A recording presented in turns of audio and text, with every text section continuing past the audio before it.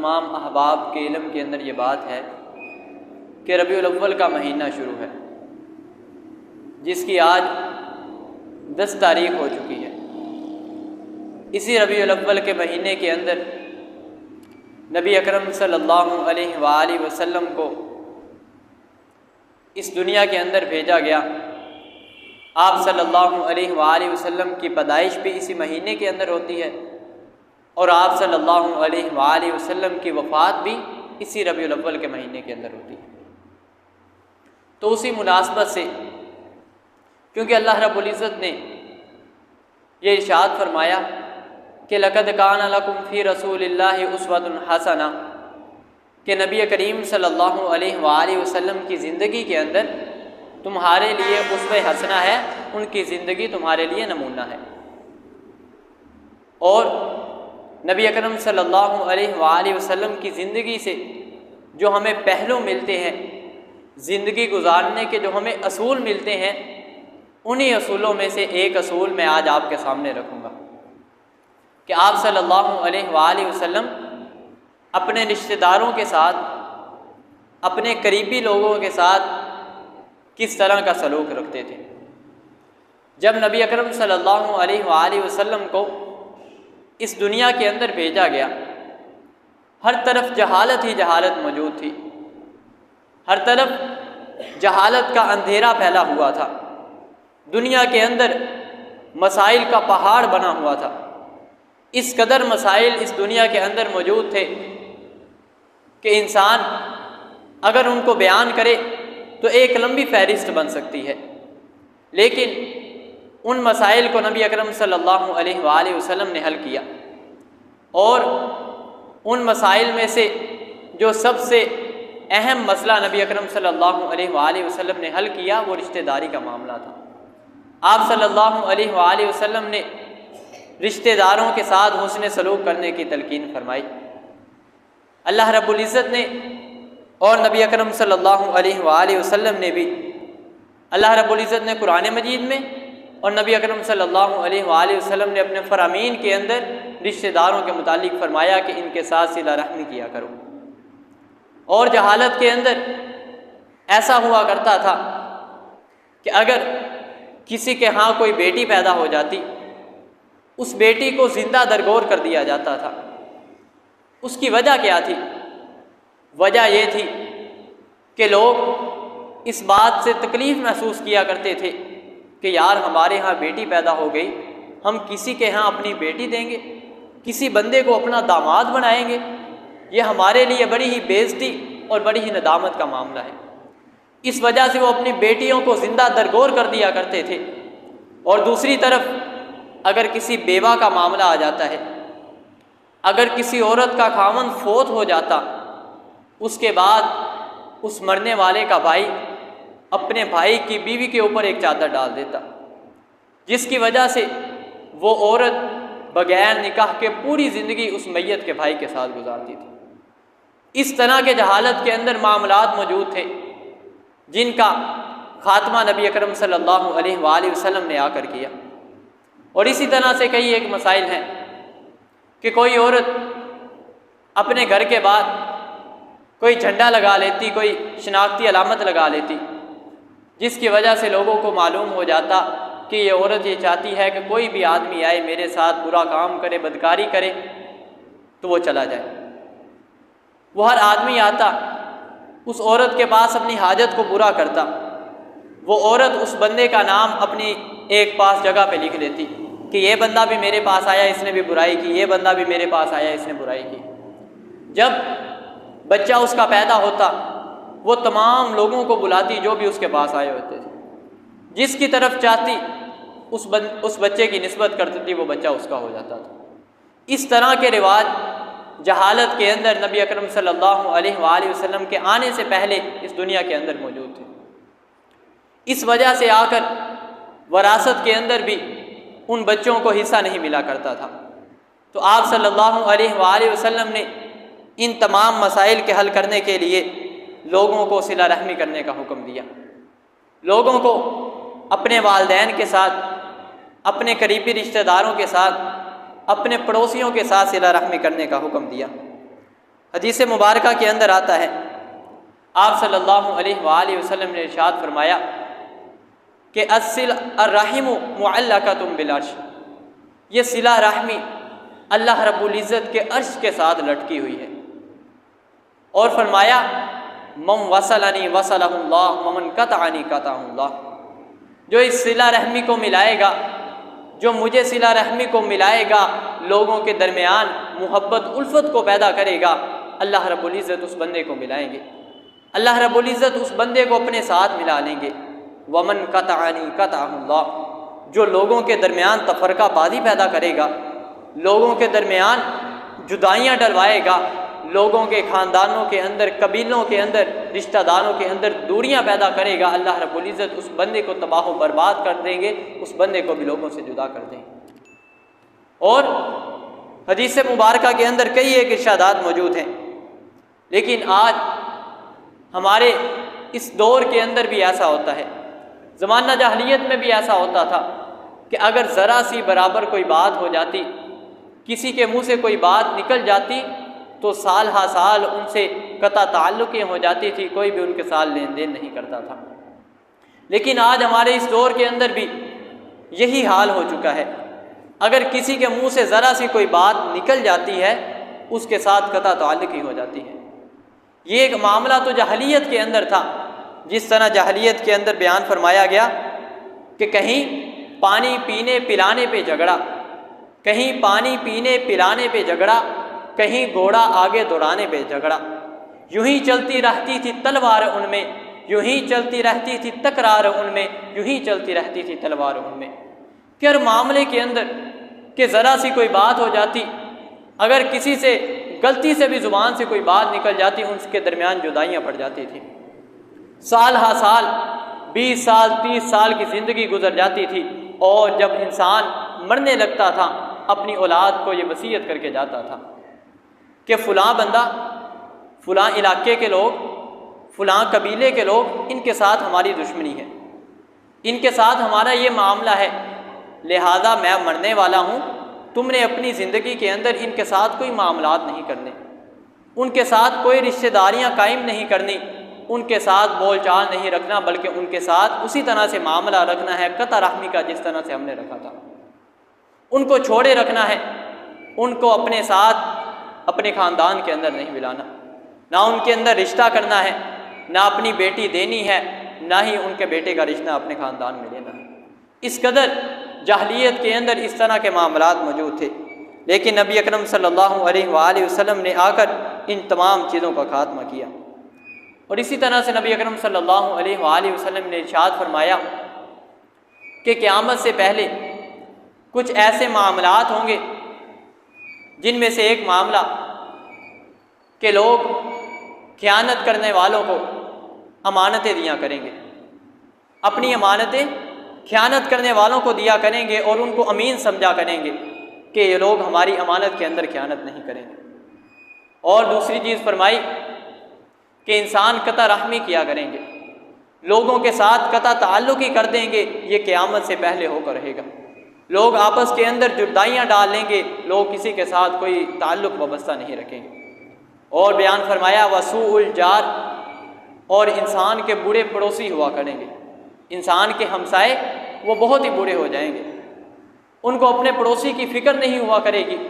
उनका पड़ोसी चाहे भूखा मर रहा है, चाहे उनके पड़ोसी को कई किस्म की तकालीफ आ रही हैं, वो साथ वाला पड़ोसी उसे नहीं पूछेगा, बल्कि उसे और अज़ियतें देने की कोशिश करेगा कि इस पड़ोसी को मेरी ये भी अज़ियत दे दूँ, ये भी मैं तकलीफ़ दे दूँ। आपने फरमाया ये क़यामत करीब होकर रहेगा, क़यामत के करीब ऐसे लोग आएंगे जो कता ताल्लुक़ ही किया करेंगे और अपने हमसायों को तकालीफ पहुँचाया करेंगे। और इसी तरह से आप सल्लल्लाहु अलैहि वसल्लम ने इरशाद फरमाया कि अल्लाह रब्बुल इज़्ज़त इरशाद फरमाते हैं अनर रहमान, कि ए लोगो मैं रहमान हूँ, और सिला रहमी को मैंने अपने नाम से निकाला है। जिसने इस सिला रहमी को तोड़ दिया तो अल्लाह रब्बुल इज़्ज़त उस बंदे को तोड़ के रख देंगे, उसको ख़त्म कर देंगे। और जिस बंदे ने इस सिला रहमी को मिलाया, अल्लाह रब्बुल इज़्ज़त उस बंदे को अपने साथ मिला लेंगे और लोगों को उसके साथ वाबस्ता कर देंगे। इसलिए मेरी आपसे भी गुजारिश है कि कई मामलात ऐसे होते हैं जिनके अंदर आकर इंसान अपने रिश्तेदारों से, अपने करीबी बेटों से और माँ बाप से नाराज़ हो जाता है। हालांकि बात कोई भी नहीं होती, ज़रा सी एक बात होती है जिसकी वजह से इंसान साल हर साल अपने वालिदैन से, अपने बेटों भाइयों से नाराज़ रहता है। लेकिन जब उनमें से कोई आदमी मर जाता है, उस वक़्त इंसान, बेटा या माँ बाप रोते हुए आते हैं कि यार बेटा, ऐ मेरी माँ, उठ के एक दफ़ा मेरे गले लग जा। उस वक़्त पछतावे का क्या फ़ायदा, जब इंसान के पास अपनी ज़िंदगी के अंदर मौका मौजूद था, इंसान अपनी ज़िंदगी के अंदर उस सिला रहमी को कर सकता था, कता ताल्लुकी को ख़त्म कर सकता था, अपने वालिदैन को, अपने रिश्तेदारों के साथ सिला रहमी को कर सकता था। लेकिन इंसान ने वो मौका हाथ से गंवा दिया। इंसान ने वो मौका अपनी उसे कता ताल्लुकी के अंदर गुजार दिया, और जिसकी वजह से आकर इंसान ये मामला पेश हो गया। और इसी तरह से नबी अकरम सल्लल्लाहु अलैहि वसल्लम ने बयान फरमाया कि रिश्तेदारी को मामले मनाने का, रिश्तेदारी को मिलाने का सबसे बेहतरीन तरीका ये है कि अगर कोई इंसान आपको तकलीफ़ भी देता है ना, उसके साथ भी आप सिला रहमी करें। एक बंदा सिला रहमी करता है, आपके साथ अच्छा सलूक करता है, आप भी उसके साथ अच्छा सलूक करते हैं, ये तो सिला रहमी ठीक है। लेकिन अगर कोई बंदा आपके साथ बुरा सलूक करता है, आपको तकालीफ़ पहुंचाता है, लेकिन उसके बदले में आप उसको तकालीफ़ ना पहुंचाएं, बल्कि उसके साथ अच्छा सलूक करें, इसकी वजह से वो बंदा आपके साथ भी अच्छा सलूक करना शुरू कर दे। उसके दिल के ऊपर भी ये बात असर कर जाएगी कि यार, मैंने इसको इतनी तकालीफ़ दी, इतनी परेशानियाँ दी, इतनी अज़ियतें दी, लेकिन जवाब के अंदर वो मेरे साथ अच्छा सलूक करता है। और इसी तरह से अपने करीबी रिश्तेदारों के ऊपर भी खर्च कीजिए। हज़रत अब्दुल्ला बिन मसूद रज़ी अल्लाह ताला अन्हु, इनकी बीवी ज़ैनब रज़ी अल्लाह ताला अन्हा नबी अकरम सल्लल्लाहु अलैहि वसल्लम के पास आ जाती हैं और ये अर्ज़ करती हैं अल्लाह के रसूल सल्लल्लाहु अलैहि वसल्लम कि मेरे पास इतना ज़ेवर मौजूद है, सोना है, कि जिसके ऊपर ज़कात लगती है, तो क्या वो ज़कात का माल मैं अपने बेटों और अपने खामन शोहर के ऊपर लगा सकती हूँ? तो आप सल्लल्लाहु अलैहि वसल्लम ने इरशाद फरमाया कि लहा अजरान, तेरे लिए 2 अजर है। एक अजर तू जो सदका कर रही है, और दूसरा अजर तुझे ये मिलेगा, तू सिला रहमी करेगी अपने खामन को, अपने बेटों को, जो तू वो माल खिलाएगी, उसकी वजह से तुम्हारे दरमियान मोहब्बत और उल्फत पैदा हो जाएगी। इस वजह से अगर इंसान कोई माल खर्च करता है तो इंसान सबसे पहले अपने करीबी रिश्तेदारों को देखे कि मेरे रिश्तेदारों के अंदर अगर किसी को ज़रूरत है तो इंसान उसकी ज़रूरत को पूरा करे। लेकिन हमारा ये एक कहने कानून बन चुका है कि इंसान किसी के बारे में कहता है कि यार मैं तमाम लोगों को दे दूँगा, अपने गैर के अंदर दे दूँगा, लेकिन अपने रिश्तेदारों के अंदर नहीं देता। क्यों? कहता है कि तूने फ़लाँ मौके के ऊपर मुझे अज़ियत दी थी, तूने फ़लाँ मौके के ऊपर मेरे साथ ये मामला किया था, जिसकी वजह से मैं तुझे माल शाल नहीं दूँगा। इंसान के लिए नबी अकरम सल्लल्लाहु अलैहि वसल्लम की इस हदीस के अंदर ये बयान फरमाया कि सबसे पहले इंसान अपने करीबी रिश्तेदारों को देखे। अगर उनमें ज़रूरत है, सबसे करीबी रिश्तेदार अगर उसको ज़रूरत है तो उसकी माल की ज़रूरत को पूरा करे, उसके साथ सिला रहमी करे। और इसी तरह से एक आदमी नबी अकरम सल्लल्लाहु अलैहि वसल्लम के पास आता है और ये ख्वाहिश ज़ाहिर करता है अल्लाह के रसूल सल्लल्लाहु अलैहि वसल्लम कि मैं भी आपके साथ जिहाद में जाने की ख्वाहिश रखता हूँ, मेरा भी दिल करता है मैं अल्लाह रब्बुल इज़्ज़त के रस्ते के अंदर लड़ूँ, लड़ाई करूँ, जिहाद करूँ और अल्लाह रब्बुल इज़्ज़त के रस्ते के अंदर शहीद हो जाऊँ। तो आप सल्लल्लाहु अलैहि वसल्लम ने उससे पूछा कि बतलाओ, क्या तुम्हारी वालदा ज़िंदा है, तुम्हारी माँ ज़िंदा है या नहीं? उसने कहा जी हाँ अल्लाह के रसूल, मेरी वालदा ज़िंदा है। तो आप सल्लल्लाहु अलैहि वसल्लम ने फरमाया कि जाओ उसकी खिदमत करो, और अपना चेहरा उसे फेर लिया। फिर वो आदमी दूसरी तरफ से आ गया, फिर से उसने सवाल किया अल्लाह के रसूल, मैं माल के लिए जंग में अंदर नहीं जाना चाहता, मेरी तो सिर्फ ये ख्वाहिश है अल्लाह रब्बुल इज़्ज़त के रस्ते में शहीद हो जाऊँगा, अल्लाह रब्बुल इज़्ज़त मुझे जन्नत अता कर देंगे, और क्या है। आप सल्लल्लाहु अलैहि वसल्लम ने फिर उसे फरमाया कि जाओ अपनी वालदा की खिदमत करो। फिर से उससे चेहरा फेर लिया। वो साहबी बयान करते मैं तीसरी तरफ से फिर आ गया, कि अल्लाह के रसूल मुझे इजाज़त दीजिए, मैं आपकी इजाज़त का तलबगार हूँ, आप इजाज़त देंगे तो फिर ही मैं जिहाद के अंदर शरीक होऊंगा। तो आप सल्लल्लाहु अलैहि वसल्लम ने फरमाया कि फ़ल्ज़म्हा फ़इन्नल जन्नत तहत रिजलैहा, अपनी वालदा के साथ हुस्न सलूक करो, उसके साथ सिला रहमी करो, उसके बदले में अल्लाह रब्बुल इज़्ज़त तुझे जन्नत में बताएंगे, अल्लाह रब्बुल इज़्ज़त तुझे जन्नत अता कर देंगे। तुम कहाँ जंग के अंदर जाओगे, कहाँ ज़ख्म उठाओगे, तुम्हें तकलीफ़ें पहुँचेंगी, यहाँ तुम आसानी के साथ अपनी माँ की खिदमत करो, अल्लाह रब्बुल इज़्ज़त तुम्हें उसके बदले में जन्नत अता फरमा देंगे। और बाप के मुतालिक फरमाया, इंसान के वालिद के मुतालिक, कि अल वालिदु औसत व अबवाबिल जन्ना, कि इंसान का बाप तो इंसान की जन्नत का सबसे दरमियान वाला दरवाज़ा है। गोया कि इंसान को जन्नत में जाने के लिए माँ और बाप दोनों की खिदमत ज़रूरी है, उनके साथ सिला रहमी इंतहाई ज़रूरी है। और इसी तरह से फरमाया कि अगर कोई बंदा जिसका बाप फौत हो चुका है, अब वो अपने वालिदैन के साथ फिर भी सिला रहमी करना चाहता है, उनके साथ हुस्न सलूक करना चाहता है, तो फरमाया उसका सबसे बेहतरीन तरीका ये है कि इंसान अपने वालिदैन के, अपने वालिद के भाई बहन के साथ अच्छा सलूक करे, उसकी वजह से उनके साथ अच्छा सलूक करेगा, अल्लाह रब्बुल इज़्ज़त उसके बदले में उसके बाप के साथ सिला रहमी के बराबर अजर अता फरमाए। और अगर किसी की वालदा मौजूद नहीं है, किसकी वालदा इस दुनिया से चली गई है, वो अपनी खाला के साथ सिला रहमी करे। एक बंदे ने आकर इसी तरह से कहा था कि अल्लाह के रसूल सल्लल्लाहु अलैहि वसल्लम कि मैंने बहुत बड़ा गुनाह कर लिया है, इस कदर बड़ा गुनाह किया है कि मुझे ये परेशानी लग गई है कि मेरा गुनाह इसकी माफ़ी भी होगी या नहीं। तो आप सल्लल्लाहु अलैहि वसल्लम ने फरमाया कि बतलाओ क्या तुम्हारी वालदा ज़िंदा है? उसने कहा नहीं, मेरी वालदा तो ज़िंदा नहीं। तो आप सल्लल्लाहु अलैहि वसल्लम ने फरमाया कि ये बतलाओ क्या तुम्हारी खाला ज़िंदा है, तुम्हारी वालदा की बहन ज़िंदा है या नहीं? तो उसने कहा अल्लाह के रसूल जी हाँ वो ज़िंदा है। तो आप सल्लल्लाहु अलैहि वसल्लम ने फरमाया कि जाओ उसकी खिदमत करो, क्योंकि खाला भी माँ के कायम मुकाम होती है। अगर इंसान उसका बाप फौत हो चुका है, वो इंसान अपने चचाओं के साथ, अपने बाप के करीबी दोस्तों के साथ सिला रहमी करे। और अगर इंसान की वालदा इस दुनिया से चली गई है तो इंसान अपनी खालाओं के साथ, रिश्तेदारों के साथ सिला रहमी करेगा, अल्लाह रब्बुल इज़्ज़त उसकी वजह से उसके माँ के साथ सिला रहमी करने के बराबर अजर अता फरमाए।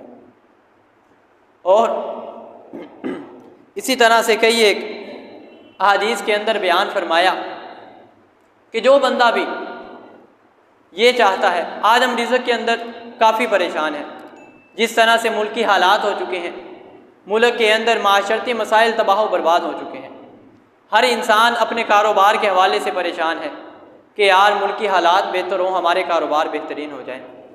तो उसके लिए भी नबी अकरम सल्लल्लाहु अलैहि वसल्लम ने फरमाया कि सिला रहमी करने का सबसे बड़ा फ़ायदा ये होगा कि जो बंदा भी ये चाहता है कि उसके रिज़्क़ के अंदर बरकत हो जाए, उसका रिज़्क़ वसी हो जाए और उसकी उम्र के अंदर बरकत कर दी जाए, वो बंदा सिला रहमी को इख्तियार करे, लोगों के दरमियान मोहब्बत और उल्फत को पैदा करे। अल्लाह रब्बुल इज़्ज़त उसकी वजह से उसकी उम्र के अंदर भी बरकत कर देंगे और उसके रिज़्क़ के अंदर भी वसअत अता फरमा देंगे। और कोई बंदा अगर कता रहमी करता है, लोगों के दरमियान रिश्तेदारी को ख़त्म करता है, ख़ानदानों के दरमियान कता रहमी करता है, उनके दरमियान तफर्रुक़ डालता है, अलहदगी करवाता है, तो सुन लीजिए ला यदखुलुल जन्नत कातिउन, जो बंदा लोगों के दरमियान अलहदगी करवाता है वो बंदा जन्नत के अंदर दाखिल नहीं होगा। उसके बारे में फरमाया वो बंदा जन्नत के अंदर दाखिल नहीं होगा जब तक अल्लाह रब्बुल इज़्ज़त की तरफ से उसे जहन्नम की तरफ से अज़ाब पहुँचेगा, अपनी सज़ा को काट कर उसके बाद वो जन्नत के अंदर दाखिल होगा। उसे सज़ा दी जाएगी, जब तक कोई सज़ा उसे मुकम्मल नहीं मिल जाती वो बंदा जन्नत के अंदर दाखिल नहीं हो सकता। लिहाजा ये नबी अकरम सल्लल्लाहु अलैहि वसल्लम की सीरत हमारे ज़िंदगी के हर मामले के अंदर, ज़िंदगी के हर पहलू के अंदर हमें ये दरस देती है। आज हम नबी अकरम सल्लल्लाहु अलैहि वसल्लम की पैदाइश के हवाले से बड़े ही खुश हैं कि आप सल्लल्लाहु अलैहि वसल्लम की पैदाइश इस महीने के अंदर हुई है, लेकिन उनकी पैदाइश का जो असल मकसद था आज हम उससे गाफिल हो चुके हैं।